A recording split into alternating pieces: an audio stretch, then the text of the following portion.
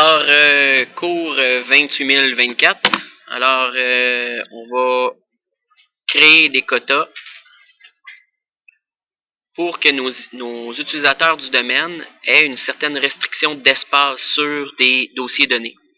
Alors, on va aller créer ça. Alors, on va aller dans notre serveur. Tout ça passe à partir d'un serveur, évidemment. Et on va aller s'assurer que notre rôle, à partir d'ici, excusez, que notre rôle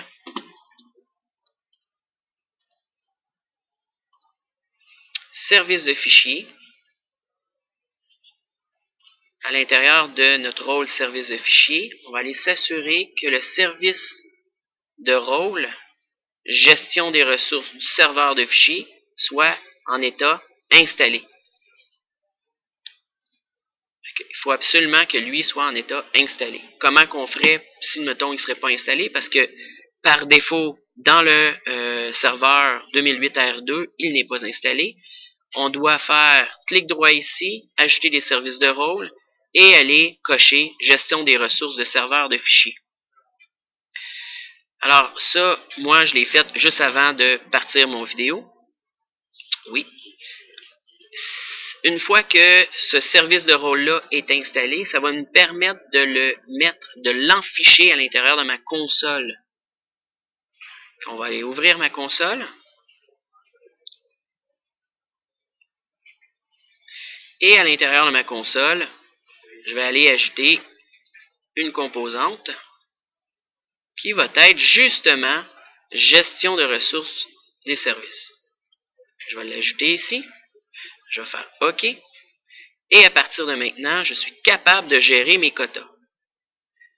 Justement ici. Je vais aller dans mes gestions de quotas, aller dans quotas. Et ici, l'exercice que j'ai dit à mes étudiants, c'était de me créer un quota de 100 MB. Oui, c'est ça, 100 MB sur le dossier public. Alors, créer un quota. Je vais aller chercher mon dossier public. Dossier, il est dans partage. Dossier public. OK. Et par défaut, limite de 100 MB, il est là. Alors, c'est ce que j'avais demandé aux étudiants.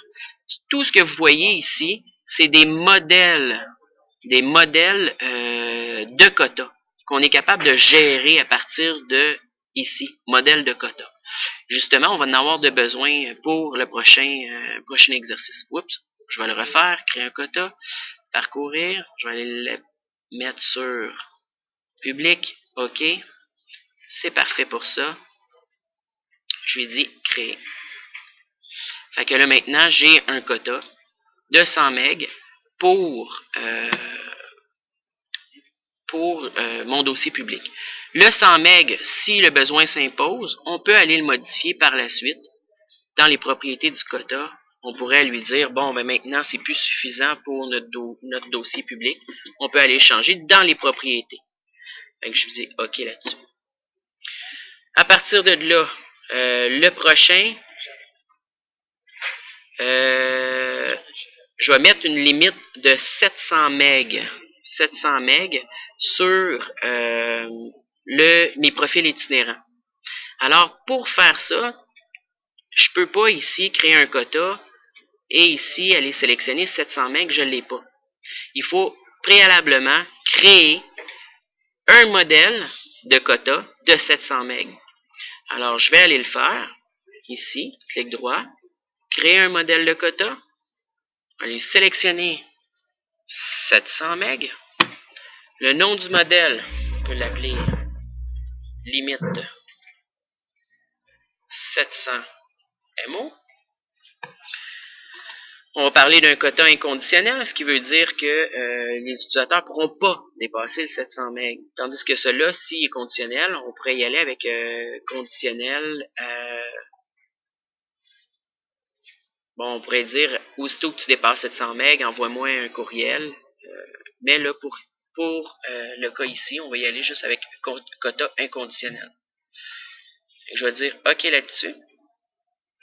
Maintenant, j'ai un modèle qui va s'appeler limite 700 MB que maintenant, je vais être capable de retrouver quand je vais créer des nouveaux quotas. Regardez ici, limite 700 MB. Le 700 MB, je veux l'appliquer au profil itinérant. Alors, je vais aller chercher le dossier parent qui contient tous les profils itinérants. Alors, on va faire ça. Le dossier parent de mes profils itinérants, c'est le dossier qui s'appelle ETI. Je vais dire OK là-dessus.